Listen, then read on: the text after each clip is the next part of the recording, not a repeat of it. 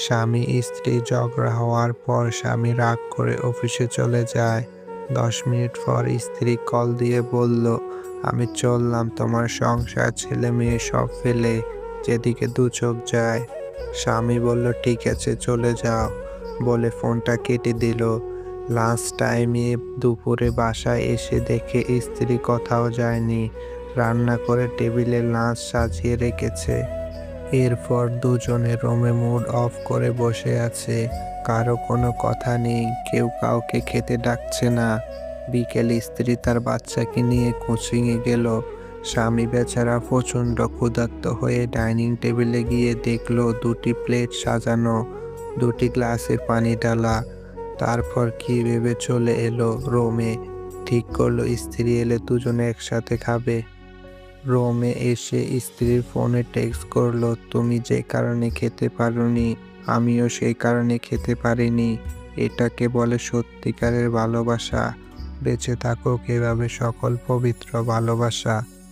একজন মহিলা সুন্দর হওয়ার থেকে চরিত্রবান হওয়া বেশি জরুরি। ভালোবাসা হলো প্রজাপতির মতো, যদি শক্ত করে ধরো মরে যাবে, যদি হালকা করে ধরো উড়ে যাবে, যদি যত্ন করে ধরো কাছে রবে। পেন্সিল ছেড়ে যেই দিন কলম ধরেছি সেই দিন থেকেই ভুল শুধরানোর সুযোগটা হারিয়ে ফেলেছি। প্রতিটা বাগানে লেখা থাকে ফুল ছেঁড়া নিষেধ, তেমনিভাবে প্রতিটি ভালোবাসার মাঝেও যদি লেখা থাকতো মন ভাঙা নিষেধ, তাহলে পুরো পৃথিবীটা অনেক সুন্দর হতো। বিশ্বাস আর ভালোবাসা একে অপরের পরিপূরক। আপনি যদি কাউকে বিশ্বাস না করতে পারেন তাহলে আপনার ভালোবাসার কোনো অধিকার নেই। তাই অন্যের উপর বিশ্বাস রাখতে শিখুন। যাকে সত্যিকারের অর্থে ভালোবাসা যায় সে অতি অপমান আঘাত করলেও, হাজার ব্যথা দিল তাকে কখনো ভোলা যায় না। আবেগের পথে না চলে বিবেকের পথে চলো, দেখবে তুমি তোমার জীবনটাকে সুন্দর করে করতে পারবে। কারণ পৃথিবীর শ্রেষ্ঠ আদালত হলো মানুষের বিবেক। কাগজের নৌকা দেখতে যতই সুন্দর হোক না কেন, পানিতে ভিজলে তা ডুবে যায়। তেমনি আবেগ যতই মধুর হোক না কেন, বাস্তবতার সামনে সেটা বেশিরভাগ ক্ষেত্রে বিলীন হয়ে যায়। নরম কাদা একবার ফুলে যদি ইট হয়ে যায়, তারপর যতই পানি ঢালা হোক না কেন তা আর গলে না, বরং শক্তিশালী হয়। মানুষের মনও একই রকম, একবার কষ্ট পেলে তারপর শত আবেগও তার কোনো পরিবর্তন হয় না। কান্না দিয়ে যে সম্পর্ক শুরু হয় সেই সম্পর্ক কখনো মিথ্যা হয় না। 3 ধরনের লোক বেশি পেরেশানিতে থাকে। নাম্বার 1 সাহায্যকারী, নাম্বার 2 দায়িত্বশীল, নাম্বার 3 যার অন্তর পরিচ্ছন্ন। তোমাকে কাঁদিয়ে যে মানুষটা নিজেও কেঁদে ফেলে তার সে বেশি তোমায় কেউ ভালোবাসতে পারবে না। একে ছেড়ে কোথাও যেও না, কখনো সুখী হতে পারবে না।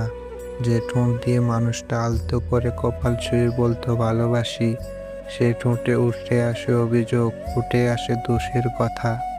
কখনো কারো বিশ্বাস নিয়ে খেলা করো না, তাহলে একদিন দেখবে নিজেকে বিশ্বাস করানোর মতো এই পৃথিবীতে কাউকে পাবে না।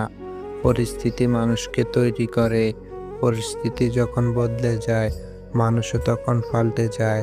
মানুষ আসলে পানির মতো, পাত্রের সাথে সাথে আকার বদলায়। যখন তোমাকে খুব মিস করি তখন ওই আকাশের দিকে তাকিয়ে থাকি, জানি সেখানে তোমাকে দেখব না, কিন্তু কে ভেবে সান্ত্বনা পায় যে দুজন একই আকাশের নিচেই তো আছি।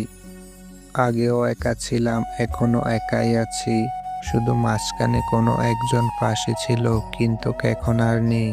কাউকে না পেয়ে সারা জীবন একা থাকা যায়, কিন্তু কাউকে পেয়ে তাকে হারিয়ে একদিনও একা থাকাটা বড়ই কষ্টকর এবং যন্ত্রণাদায়ক। মিথ্যা ভালোবাসা হলো গাছের পাতার মতো, সামান্য আঘাতে আলাদা হয়ে যায়। আর সত্য ভালোবাসা হলো পানির মতো, যা শত আঘাতের পরও ফিরে আসে আর মিলে যায়। ভালোবাসার জন্য বেশি কিছুর প্রয়োজন হয় না, শুধু একটা সুন্দর মন দরকার। আর যেটা দরকার তা হলো ধৈর্য। ধৈর্য হলো মানব চরিত্রের সবচেয়ে বড় গুণ।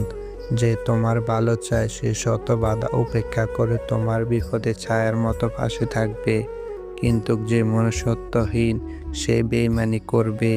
প্রকাশ্যে হোক কিংবা গোপনে, যতই কাছের মানুষ হোক না কেন।